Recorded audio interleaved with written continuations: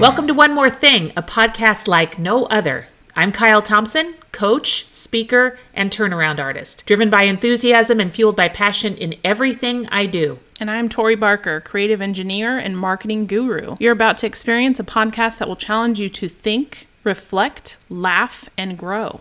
Come along with us as we share stories that will inspire you to be the best version of you. It's all about embracing change and the power of transformation. Know we believe in you. We've got your back. You've got this. All that we ask of you is to show up with an open mind and an enthusiastic heart. So sit down, buckle up, and hold on.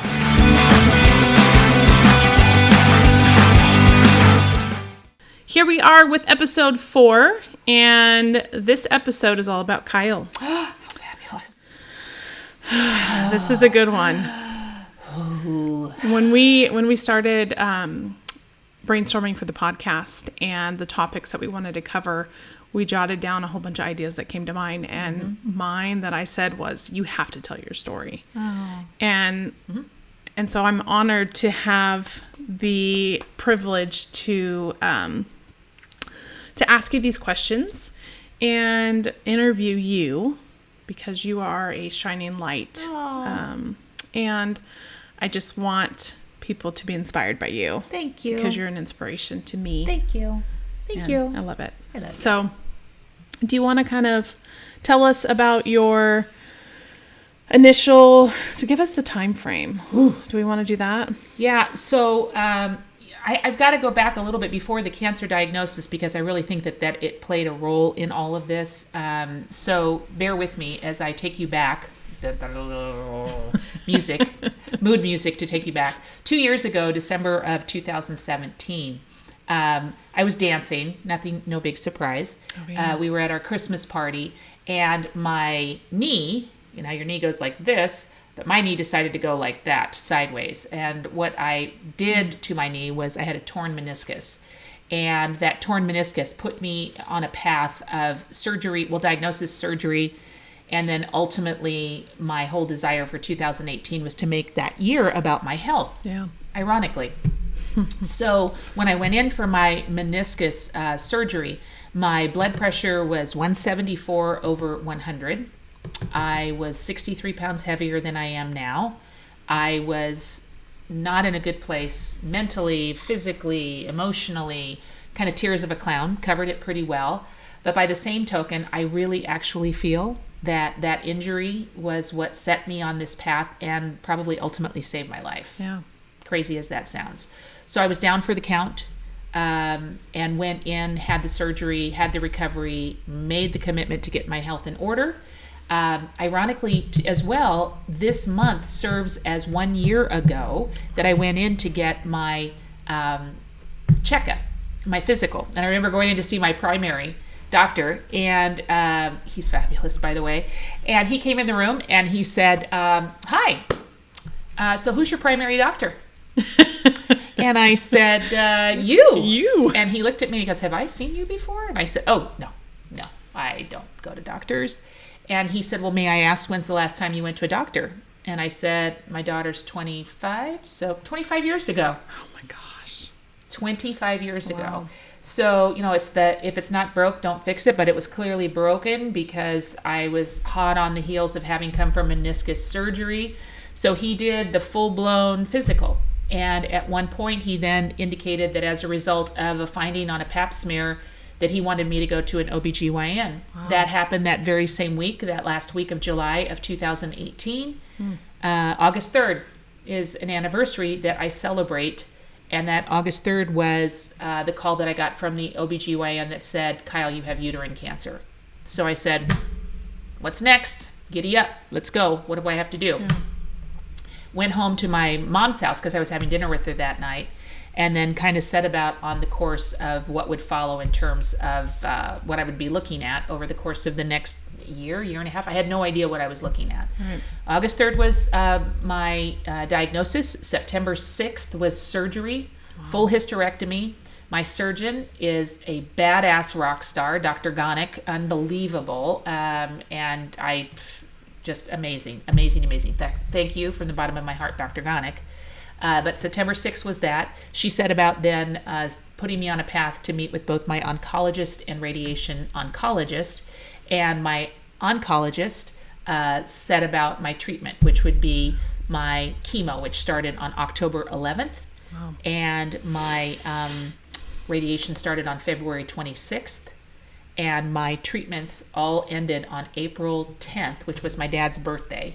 And as I've said many times before, I could hear my dad in my head the whole time that I was going through all of this saying, listen, you're not tired, I'm not tired, and I'm doing all the thinking. I don't care how hard you think this is. It's much harder for me. And he's gone, but I can still hear him in my head.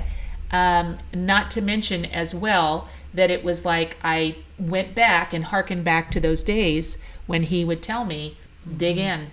You know, we've got a battle ahead of us. So I knew that going in. May 24th served as the final doctor's appointment, at least on this round, with my radiation oncologist, who just basically said, you're good, you're clear, but we'll be checking in every 3 months. I was stage 3. I don't know if I said that. Mm-hmm. So uterine cancer stage 3.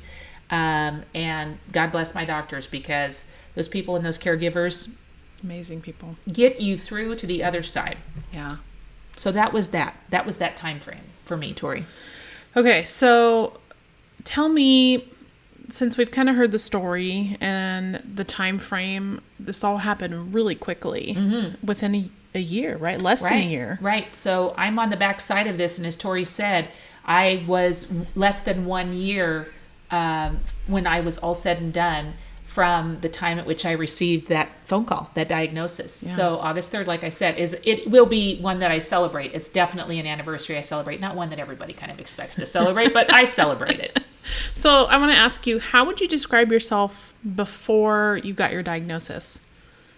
Tears of a clown. I think a lot of it was hidden behind I think I was on a collision course with being put back into effect as to who I really truly was. I'd lost sight of that person. I don't recognize myself from pictures that I look at. I was clearly very unhealthy, mentally, emotionally, physically. Decided to ignore telltale signs that were clearly telling me that there was something wrong. And like everybody else, you know, I knew something was wrong. I knew something was wrong, but I chose to ignore it. And it wasn't going to be ignored any longer. And candidly, it shouldn't have been ignored as long as it did. So I take full responsibility for that.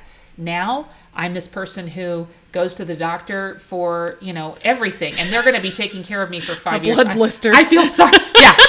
Blood blister. I was like, okay, wait a minute. Now what happens? What do I do? Anyway, yeah, completely different deal. But I'm so grateful to be this person. Yeah.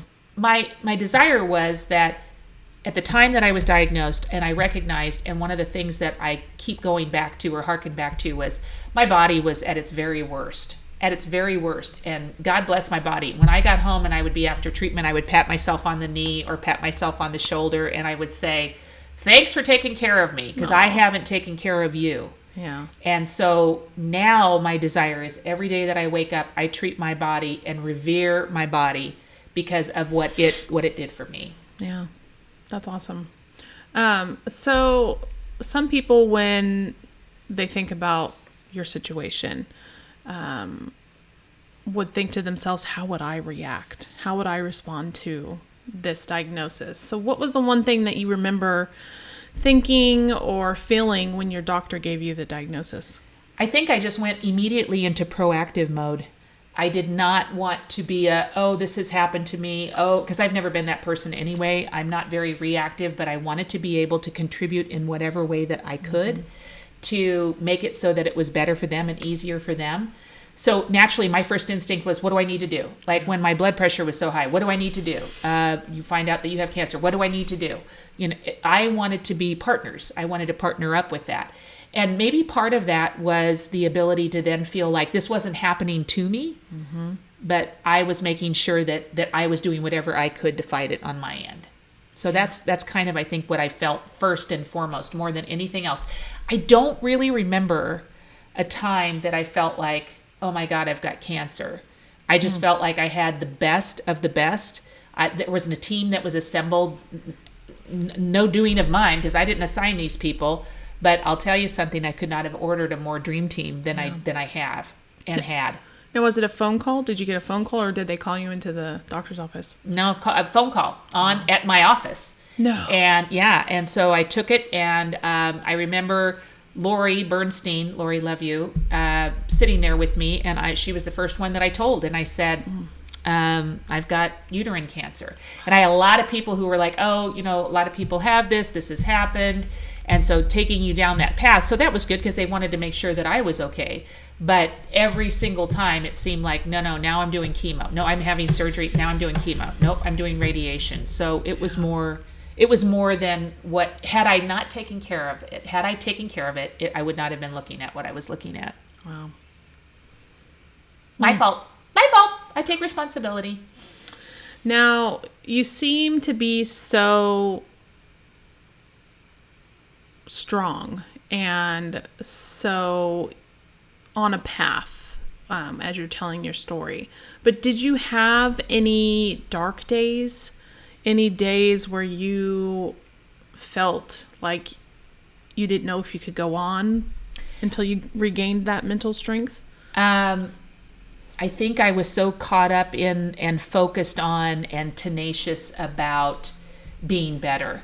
Whatever the outcome was going to be, it was not going to become about for anything less than giving everything that I had. So every ounce and morsel of me was dedicated to just digging in and competing. And it sounds crazy, but I felt like it was somebody that I was having to come out of a best of 7 series. And it was like, they might have beaten me the first 3, but I'll be damned if they're going to beat me the last 4.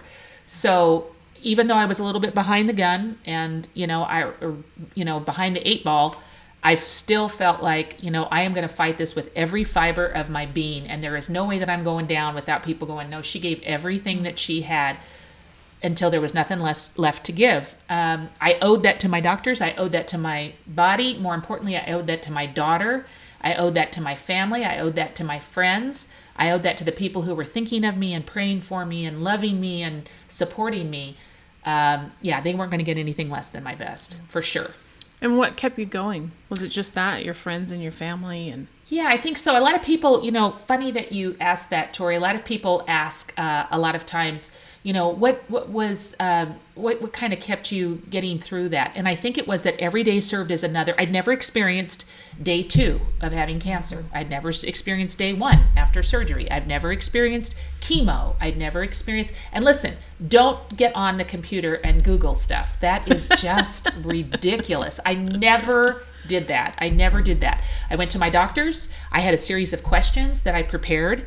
My doctors were always very understanding and, fine, ask whatever you have, but I wanted to be honorable of their time. I wanted to ask them what I could be doing on my end, but don't get on there and do that nonsense. That is wasted energy, time, and attention to what you need to be doing. And that is just fighting and getting strong. Yeah. So that was my desire. How can I get stronger? Because now my body at this point was at its weakest and had been compromised well beyond anything that it had ever done. I was having poison poured into me. Yeah. So I tell Tori, and I have this now analogy that I apply to people, to things, to opportunities, to whatever. Is it fuel or is it poison? Mm-hmm. And fuel served me from, as I always tell everybody, from the neck up. My body had cancer, I didn't. So my body waged a battle and war from the neck down. I had to wage the war from the neck up. So as long as I stayed in this space, I was okay. But now I apply that same principle. There were people in my life that I had to say, thank you, but I've got to excuse you because you're making the cancer more about you, or it was negative. My doctor said 3 things to avoid: sugar, stress, and negative people. Mm-hmm. And they would tell me, don't get rid of the negative people. You've got to have gargoyles and people around you because you're fighting. You need people who will be that front person who will say, this is not a place for you, for Kyle. She needs that can-do and those warriors around her. Yeah. And that helped. And that kept me going. More importantly, and my first and foremost was Casey. My daughter, without a doubt, that was my primary focus, my primary challenge, my primary purpose, my primary everything. I wanted her to be proud of me, but I also wanted her to see that, honey, you're going to have a lot of stuff thrown at you in your life. Yeah. but you just keep fighting hard because you've got the heart to do so, the ability to do so, and your mama's gonna light the trail or blaze the trail so that you can see what that's like. Yeah. So that was really my primary. I could see that as a mother. That would be the first thing I thought of was my children. Mm-hmm. And, I'm sure Casey is very proud of you. I hope so. She still thinks I'm crazy, but that's okay. And I love her. But to your point, Tori, we have that. We have a responsibility as parents, and that's not to say that you're not scared. I mean, you get a call like you have cancer.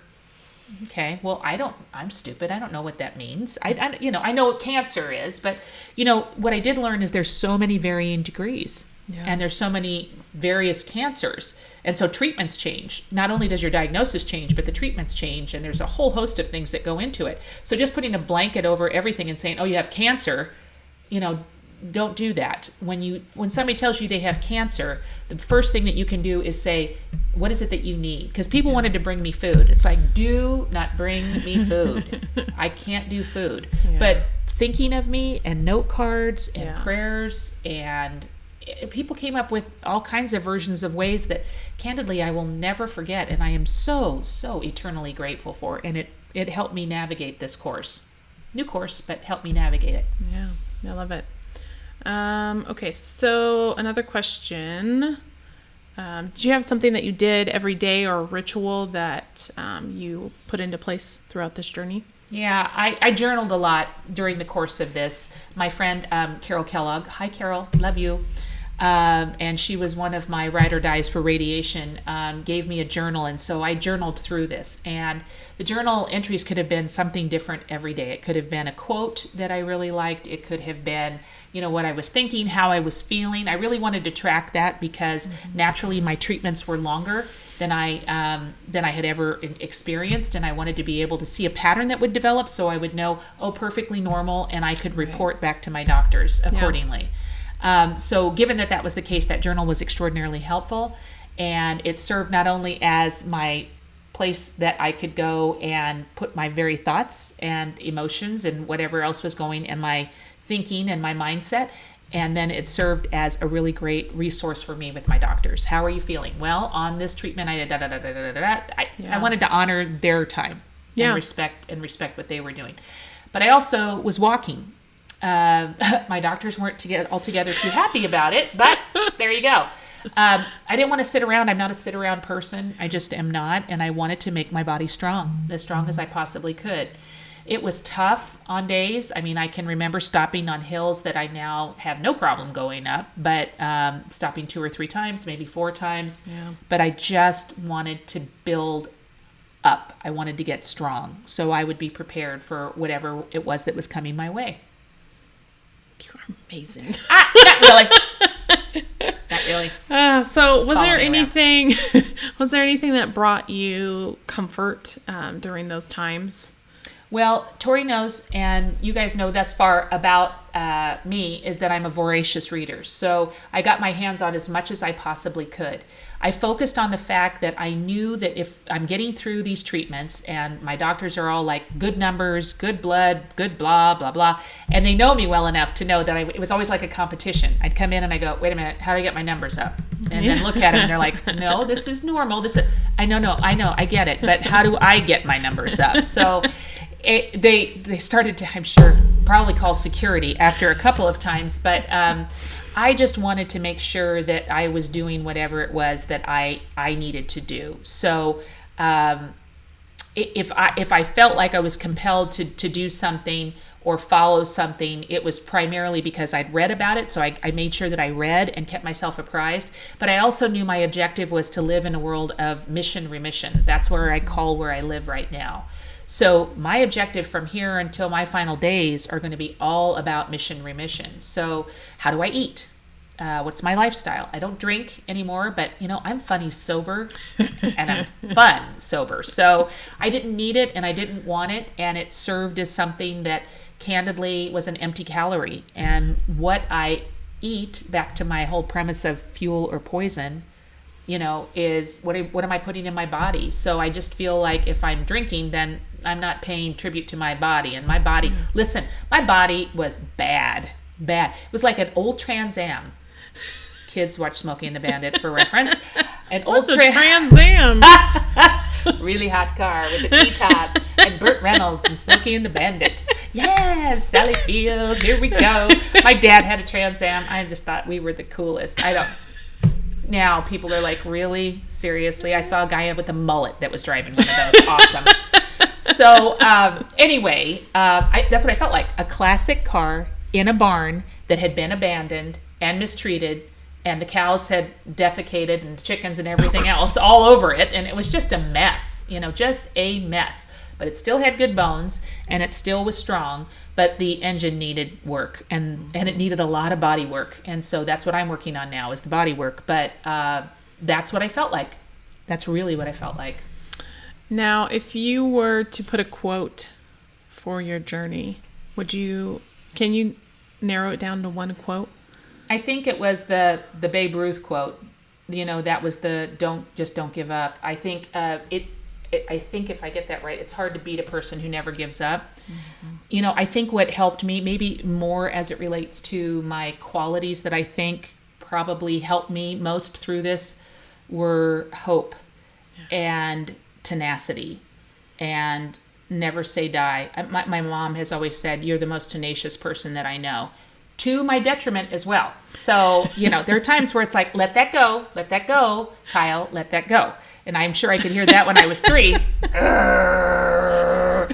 But tenacity and hope and laughter. If I had to have 3, I think it was, because laughter played a big role in this. And like I said, oncologists in the oncology department would be like, what? There's people laughing in here. What is wrong with you? You don't laugh in oncology. What is wrong with you? I do. I'm going to show you. I do. That's the way I do it. Deal with it. Mm-hmm. Now, if you had to choose a superhero to represent yourself, what superhero would you be? Wow. It can be a guy or girl. It doesn't have to be just a female superhero. With my hairdo the way it is, maybe I invent a new superhero. Well, I like Captain America because he's red, white, and blue. So that's just the way that I am. But if I had a superhero, I don't know. I think I'd have to probably create one. Yeah. It's funny because as I look and think about superheroes and things like that, people would often tell me, Kyle, the way you went about this was superhuman. What you did was super amazing. Kyle, you just blah, blah, blah, blah, blah. And I think to myself, you know what? Listen, I'm not that special.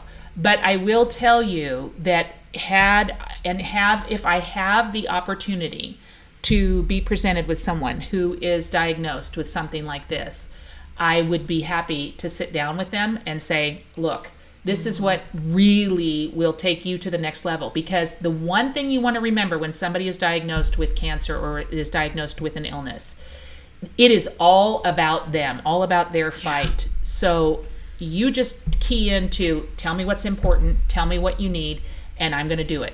Don't for 1 minute think you know what they're going through, because this experience, like fingerprints, is different for everyone. That's clearly, true. Very truly. True.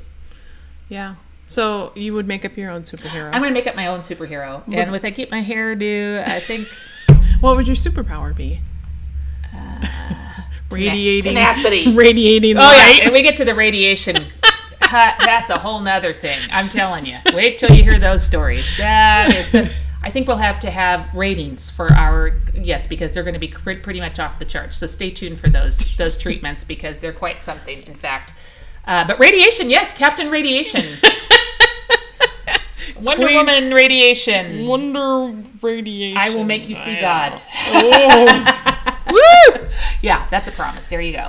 So do you want to take us through a couple of the stories from your treatment? I was telling Tori, some of this stuff was so funny. When I was going through chemo, I would have chemo treatments, and the chemo people were so kind, but we'd always bring Kareem Schneider, my absolute point person, extraordinary friend, love her with all my heart. Kareem stepped in and just assumed the reins and basically said, no, you're not doing a thing, step away. Created a carpool for my radiation, was by my side every chemo treatment. I cannot express enough to you as an audience what she means to me and what that meant to me and the peace that it gave me. Yeah. But she was the epitome of exactly what I needed. Even before I knew what I needed, she just was there. So Kareem, from the bottom of my heart, I love you with every fiber of my being, beyond words and measure. You're the greatest. So what was I saying? Back to chemo. So chemo, my oncologist, who was a riot, I knew she was my spirit animal because she showed up at my chemo treatments with a leopard coat and red high top Converse. Nice. There's my girl. That's what I need. We're going to get along. Yeah, we're going to get along really well. And she thought I was nuts, but and she's right. But I love her, and she also transitioned into being my integrative medicine, or what some hospitals are now calling functional medicine. Wow. And in essence, it is that ability to live in mission remission. I told her that phrase, and she said, can I take it? And I said, run with it. But she now serves as where there's depletion of supplements and things of that nature for my body, and then basically how to live with what people consider a chronic condition. Cancer potentially is a chronic condition. So she's awesome.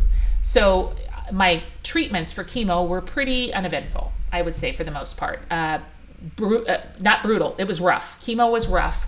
Radiation was brutal for me. And it was primarily because most of the people that I had talked to who had had radiation were breast cancer survivors. And so they had their skin radiated.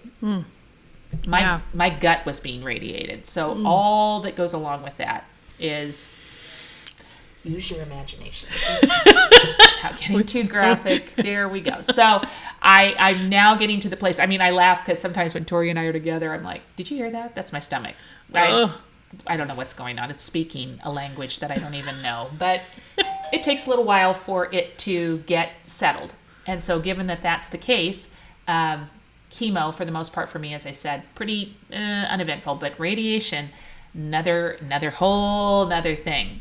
So my greatest radiation stories are fabulous. So bear with me. Wait for it. Here it comes.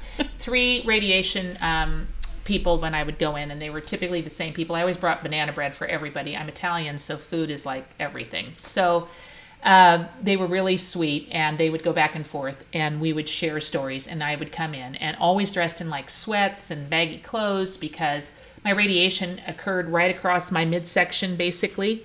The reason I was diagnosed with stage 3 cancer was because I had a traveler. So I had one that went up into my upper abdomen. But the rest of it was all pretty much relegated to my lower abdominal area. So when I went in there, first thing that one of the techs says to me is, Kyle, can you pull your pants down? And you said... Dead silence. Are you going to buy me dinner first? Yeah, I'm thinking to myself, wow, what a proposition in front of 3 people. Right on. So not how I envisioned it. Well, beggars can't be choosers. So the other tech says, Kyle, that's the first time he's ever said that to a woman. So I told him I will be very, very gentle. You told him you would be gentle. And I'll make it very memorable. That's what I told him. So they're dying, busting a gut. They're still laughing as they're doing the radiation in the other room. And then I am not kidding. The next song that comes on is Marvin Gaye, because they would play Motown, and I'm thinking, oh, was that for me? Because candidly, I respond to Marvin Gaye a little bit. That? Yeah, cue Marvin Gaye. There we go. So Alexa, cue Marvin Gaye. Oh no. Even better. So, fast forward, and then 28 treatments of radiation, and the 2 last treatments, this is where parental guidance is encouraged and suggested, were for my vagina. So, listen. We're going to talk about the next time I have, relations with a man, I will make you see God, because I've been radiated. See the light. Yeah. I was going to get a tattoo down there with the sun. But I thought, There's oh still God. time. oh my God, that could happen. Well, anyway, so I go into this room to receive my final 2 treatments, so excited about the fact that I'm that close and almost finished. And I walk in and the doctor says, now listen, most of this equipment has nothing to do with you. And I'm like, great. However, there was on a tray, and for those of you old enough to remember when you had a substitute teacher, they would roll in the projector on that cart, right? I remember that. That's what that looked like. It looked like a projector on a cart. And they said, now that's the only machine we're going to use. And I thought to myself, I am being punked. I know I am being punked. This is ridiculous. So I said, okay, remember when we fitted you with that little... Yeah, I do remember. We're going to have that. We will insert that, and then that will be attached to a cord or a device that will go to the machine projector, probably. And then you'll just get on your, you'll lay down, and it'll be 5 minutes for each. You won't feel a thing. And I said, is radiation? Radiation. Okay. So I said, awesome. I'm not going to feel anything. Oh, wait a minute. You might feel something. And I said, what's that? And they said, well, the cord might start vibrating. And I thought, are you crazy? I am going to sit here and come to climax on a table during radiation. So when was the last time that you achieved? I thought, well, on a radiation table. Oh my God. Who does this happen to but me? You were getting punked. I think you were. Who does this happen to? I thought, are you kidding me?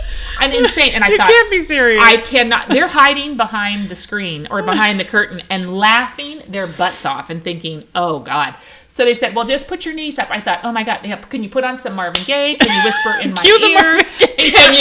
Can you buy me dinner first or something? I mean, for heaven's sake. So needless to say, that was my final 2. Now, one of my favorite stories though, was I went to a dinner party not long ago. Fabulous. And I was talking, and a group of people had just happened to mention that I was battling cancer and that I had just finished treatments.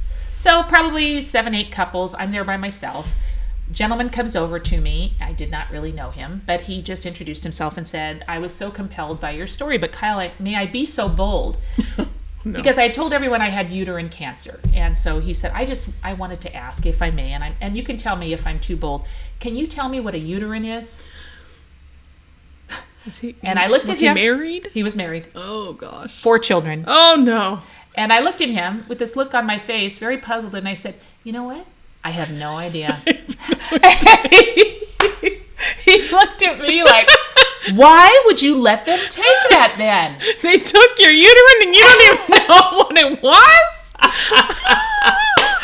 No, I don't, and I wish I could have it back and put it on my rearview mirror. Go ask your wife. And then, that's exactly what I thought, Tori. I thought, I would have loved to have been a fly on the wall in their house when he came home and said, do you know Kyle had that surgery? And she didn't even know what it was. And she let them do that? And she said, what are you talking about? Well, she doesn't even know what her uterine is. Well, neither do you, Einstein. Lucky we had 4 kids. Let me take you back to sex ed. Let's go back there. Never mind. So the best story. That one was my absolute favorite. And like I said, I have approached all of this with a lot of humor. So I never want people to feel like it's not something that they can talk about. But candidly, for that gentleman, sir, there is no uterine. I just want to let you know. So just in case your wife hasn't addressed that with you, or somebody you mentioned it to and they said, don't say that to anyone. You will embarrass yourself for the rest of your life. There you go.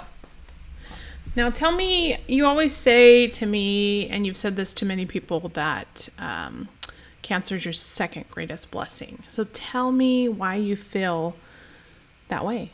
Well, Tori and I started this path of podcasts, so I'm going to kind of tie the two in. We were trying to think of thematically what it was that we were trying to achieve. Naturally, there are a lot of podcasts, so much of what we do, we really wanted to make an impression, but we also thought something that would really also reflect some of the things that we've gone through. So transformation came, and embracing change. It was like a big deal, and change is going to happen whether you do it or want it or not. You can go begrudgingly. You can dig your heels in and go all the way back through it. But the one thing is, it's imminent. It's going to happen. Change is imminent. Absolutely. Good, bad, indifferent, whatever it is, change. Up to you as to how you deal with it. And some of it's going to be bad and some of it is going to be painful. And I get that. But by the same token, there is a transformation quality. It is the caterpillar into the butterfly. It is the phoenix rising from the ashes.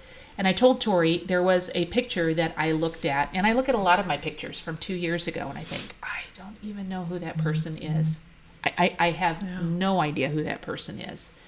And I would say the blessing came because I recognize and put things into perspective. I am very grateful. I certainly got a front row seat to how people handled all of this and the blessings that I have and how grateful I am. So I owe a better version of myself to everyone who brought their best version to me throughout this entire journey. So that is why I say my second greatest blessing, because it's transformed me. I rediscovered who I was. And I mean, when I woke up from surgery, I told my mom, I feel like I'm 19 again. And that 19, and my mom said, why do you feel like you're 19? I said, because I feel invincible and I feel unstoppable. And I those just came out of my mouth. Now, granted, I was on drugs. Really good drugs. I bet. I don't even know what I was on, but I remember going and getting my prescription after I was released from the hospital and not understanding why my debit card was not working. And when I realized it was my Sutter card that I was sticking in the debit machine. Can you imagine the pharmacist going, okay, whatever she's taking, we're not filling that prescription. Ma'am, we can't help you. So that's why I think it took me back to the place that I recognized as to who I was and that I'd lost, and that I had neglected, and that wasn't going to happen anymore. And I I feel like Fatal Attraction. I'm not going to be ignored, Dan. I just felt like this was my time to make right the wrongs. This was my time to correct the course. This was my time to celebrate why I'm here. And focus on you. Focus on me, which is not, back to Tori's point about moms. You know, I didn't focus on me. And everybody came before me. So now I know that I'm better for everyone else when I'm my best. Yeah. Now, I knew you before the surgery and before the diagnosis, and I can truly tell the difference because you were so selfless, and before you gave everything to everyone else. And I remember thinking, you need to make yourself happy. Do something that is good for you, something that's important to you and make you happy and bring you joy. I always remember thinking that. And so to see you on the other side of this has really it just brings me so much joy and happiness to see that you're finally really focused on yourself. And like you said, you know, you're better as the version that you are now for everyone else. And it's like, there's a story I heard, I don't know if you've heard this before, but if you envision yourself as a vase and somebody's pouring water into the vase, and people tend to want to give to other people. So they'll tip the vase a little bit to share some happiness or joy with other people, or tip the vase a little bit more to give to their children, tip the vase to give a little bit more to their family. And eventually, the more you tip, your vase is going to fall over and break. And what the story says is that had you just stood strong as the vase with the water pouring in, it would eventually overflow. Oh, I love that story. Instead of tipping and tipping and tipping until you fall and break, where you give the full grace to yourself and then it overflows. I love that. I've never heard that story. Never heard that story. The story that I remember when Casey was in kindergarten at St. Mel, and we were at the Catholic book fair, and I was looking for her, and she was sitting, her legs folded, over in a corner reading, because she's a big reader too, and she's reading, and she looks up at me, and she goes, "Mama, this book is you." And it was The Giving Tree. What? Which was, cut off the branches, cut off the tree, get it down to where it was a stump and there was nothing left. Wow. And it talked about there was nothing left to give. And if you've never read The Giving Tree, or to Tori's story, they in essence marry one another. And listen, guys, I get that the whole giving and all of that, and I still would be a person that if you needed me in a heartbeat, I would be there. But some people are insatiable, and they are never, ever filled. And it's not your job to fill them up. Your job is to be your best you. And people deserve that from me. And I'm much more present. I'm much more available in the manner and way in which I am now. But it's because so many of those people that showed up for me showed up in ways that I will never, ever be able to thank adequately. Yeah. Now, I know that you're a big supporter of the Susan G. Komen Breast Cancer Walk. Mm-hmm. Do you see yourself finding a way to support this uterine cancer? And it'd be great. I mean, Casey, when I was down visiting Casey, we were talking about, because for the gentleman who couldn't figure out uterine, and I did ask my doctor, because I'm kind of a smart ass, I said, listen, you took my uterus, so I can't have uterine cancer. And she said, no, what you have is endometrial cancer. So I said, okay, so that pretty much covers all the women bits, so that's fine. Lady bits. The lady bits. Oh, I like yours better. Lady bits. There we go. So hashtag lady bits. Should we post that? People will be like, what is that? Those girls are naughty and nasty. What is going on? What's a uterine? Don't like that at all. Don't put this on for the queen. That's all I'm going to say. Anyway, so endometrial. So we were going back and forth, and I said, I really enjoy the Komen Walk, and I'm going to be doing that, and it's 60 miles. But oftentimes there's so many, great causes and worthy causes that would be great to get behind something like this. My doctor, Dr. Gonick, was recently featured in the Best Doctors issue of Sacramento magazine. Wow. And when she was asked, uterine cancer is probably among the fastest growing cancers for women. And so as a result of that, I thought I would love to be a spokesperson. I would love to get out in front of this. I would love to support it. I would love to be able to kind of make it more known, because cancer has a tendency to get lumped into it. So endometrial, within that, my daughter said, I said, it could be endometrial cancer. And she said, well, end is in it. Endometrial cancer. And I thought, well, for that poor gentleman who couldn't figure out uterine, this might be. We better make it more specific. No, I'm just teasing. Anyway, so something like that, Tori, really, really gets me going, and I would love to, be able to talk to people more about that. And it's extraordinary, just in the short period of time since I've been diagnosed, and several people that I talked to that had. One woman that I met at a ball game on Friday, she had kidney cancer. Wow. She had a kidney removed. And she said, Kyle, do you know the treatment from the time that I had that a year and a half ago has changed so much so that I would take a pill now versus having gone through chemo and radiation. No way. In a year and a half. Wow. So, and I was listening to a podcast with Dr. Andrew Weil. Is that his name? I'm sure a lot of you probably know the name, but he was asked or tasked with the question, what medical treatments do you foresee ultimately being outdated or going away or becoming obsolete? And he said chemo and radiation. Wow. My particular cancer could not be treated with what is typically now being used much more, which is immunotherapy. But mine had to be treated with chemo and radiation. And he said primarily, and the reason being that it can't decipher between good and bad cells. It just kills all your cells.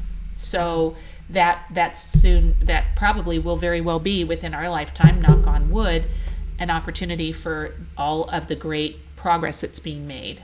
Yeah. I could see you definitely spearheading. I'd love it. Some sort of endometrial. I can see me just carrying a spear. Well, Braveheart. In your Wonder Woman costume. I kind of liked Braveheart. I think I liked Mel Gibson in a skirt or something. Yes. Those guys look like, wow. Yes, I'm right there with you guys. Right there with you. But in all seriousness, I really think that, from, just looking into uterine cancer and the cancer societies and what is available in comparison to the Susan G. Komen, there's not a lot. at least here in the Northern California area. That's what Tori and I talked about this, because I said, uterine cancer is not the sexy cancer. Or not, I said that at this Hooterpalooza event the other night, and I was laughing, and most of the men were laughing, by the way. And I said, well, wait a minute, did you notice all the men are laughing and thinking, no, uterine's not very sexy, but Hooters, I can get behind. People are like, wait, are we supposed to laugh? Are we supposed to laugh? Is that funny? Listen, laughter and levity gets you through. So no matter what it is, it'll get you through. But nonetheless, to that end, I do think that there are a lot of noteworthy causes. This one is one, obviously very near and dear to me, but I would definitely love to spearhead, get behind, do something so that people who are going through this recognize there are faces attached to it, there are names attached to it, and there are people that are fighting valiantly. I'm going to tell you something. All you need to do to put aside all your foolishness and nonsense is go down to a radiation treatment or a chemo session and watch somebody battling cancer for the third or fourth time, and having beaten it twice, 2 or 3 times, and in stage 4 of another cancer because the cancer has spread somewhere else in their body. Let me tell you something, guys. Life is too short. Do not spend time with people who will take every ounce and fiber of your happiness and joy and love and laughter and all of that. Not important enough. It's just not important enough. And go out and celebrate who you are, who you have in your life, and what just gives you pure joy. Yeah. So a few more questions before we wrap up. Mm-hmm. Have you ever thought about writing a book about your journey? I have thought about writing a book, and I think it would be a lot of fun. But in light of the one book that I had given at the top of the segment was the book on Cancer Vixen, because she threw so much levity at it. Yeah. And my God, she fell in love. She was losing her hair. She was, all this other stuff. You're thinking, oh my God, how in the world does that all happen? But I think it's because I would hope that my journey would inspire and help people recognize that there might be a different path and a different way. Mm-hmm. Tori asked me, why what kind of kept me going. And maybe it was because I am a person who, I know this serves as no surprise for those of you who know me, I will forge my own path. If everybody's going that way, I'll go this way. Because I want it to be authentically my own. Yeah. And more importantly, I know there will be somebody else who will want to maybe go that path, go that direction. Yeah. So I've made notes, obviously stories that I have to tell. Frankly, I guess I need to put a little rating on there. I don't know. Thank God. Not be a children's Tipper book. Gore's not around anymore to tell me, no, those lyrics are awful. That music is awful. Most of those lyrics, I didn't even know what they were saying, and I didn't care. I just liked the music, and we were dancing. But anyway, to that point, I think that a book might very well be in me. But I think that I have a lot more to add as it relates to living in this state of remission, too. I just kind of like that whole plan. I love it. Thank you. I love it. I love it, too. Okay, so final question. Yes. What is your number one goal or plan for Mission Remission moving forward? What's your goal for yourself? So my goal for myself was, because I feel like I'm a new me, everything has to be. I couldn't go back to doing what I was doing before. I couldn't go back to being who I was before, because I'm not that person. Yeah. So it virtually turned everything inside out. Now, granted, as I mentioned before, I kind of went back to the 19-year-old version of myself, but that person really never had an opportunity to embark upon all the things that I really desired back then. Yeah. And somewhere got lost and way off track for a long time. That was 37, 38 years, which is, where did those years go and what did I do with them and what did I do to myself? Mm-hmm. So naturally now, every day is precious, which everybody always says whenever they've had something like this happen. But even more so, every day is precious with other people and being present. So I'm embarking on what I think is integral and natural to who I am and going back to those roots. The single greatest influence in my life and person in terms of the effect that it had on how I go about my days would be my father, from having coached me all those many years. So I'm now a personal and life coach. I absolutely love that. Yeah. Nothing lights me up more than seeing other people light up and pursue and achieve. Makes me feel so good. Love it. And I speak. I would love to speak at engagements and things that people have, because there's a voice that needs to be heard. And I would hope that I might speak for people who don't have that voice. Yeah. And just feel like I can't get up there and say it, but I do want that voice to be heard. And it is their voice more oftentimes than not. And then consulting and being, as I talk about with Tori, a turnaround artist. I am all about having people who might feel as though they're not at the level that they want to be, whether it be an organization, or whether it be a small office, or whether it be people, or whether it be your home, or whether it be kids. Because candidly, we've talked about this before too. I think that it all comes back to one thing, and that one thing was somebody said something to you as a child or later. It might have been a relationship. It might have been somebody you were in a relationship with. It might have been a parent. It might have been a teacher. It might have been a coach. But somehow or another, you believe that to be your story, when in fact it's not your story. Your story is far different. And don't let yourself lose it for 38 years like I did. So I want to help people embark on that. So that is the degree to which my life has changed. So everything is new. I feel like a baby. Not really. A very old looking baby. Did they do that? Jonathan Winters did that on Mork and Mindy. Yes. Jonathan Winters. Mork and Mindy. Yeah, there we go. Watch that. See? I know. I'm much older than Tori. So the fact that she knows Mork and Mindy and doesn't go, at heart. Who the hell is Mork and Mindy? An old soul. He did wasn't it? That was Spock. No. Oh, Nanu? No, I thought Mork and Mindy did something like that. Well, I think that was... I didn't follow any of that, so that's very bad. Even though I do know... I remember his rainbow suspenders. Oh, I had a pair. No. Girl with style. Girl with style. That's what's important to me. I don't even know. Oh, my God. Well... Thank you for sharing. Oh my gosh! Thanks for doing this. I know that whatever I've conveyed, I hope that there's some part of you that is either moved, or now as a result of what I've shared, maybe thinks about this a little differently. Yeah.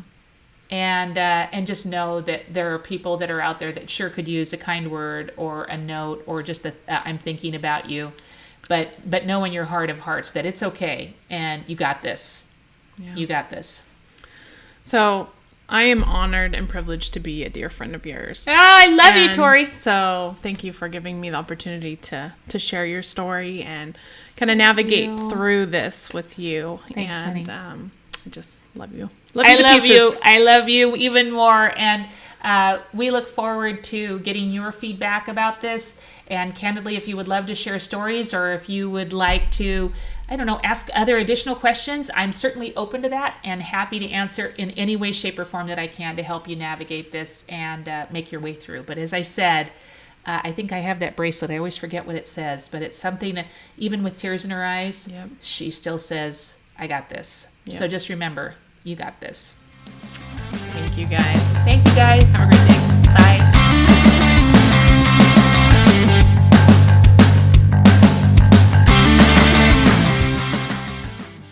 As we end this episode, we want to take a moment to remind you how you can get in touch with us and get connected. So you can reach out to me on Facebook, and I am Kyle Thompson. And again, there are many Kyle Thompson men, only one Kyle Thompson woman. So please feel free to reach out to me there. Or on Instagram, I'm 8 Carpe Diem Mama 8. And I am Tori Barker, or Creative Marketing on Facebook. And on Instagram, I'm toribarker.creativemarketing. And for all of your marketing needs, you can visit my website at creativemarketingbytori.com. And if you have the need and would love to reach out, I'd love to hear from you as it relates to life and personal coaching, consulting, and speaking. And you can reach me or visit my website at gustoandgo.com.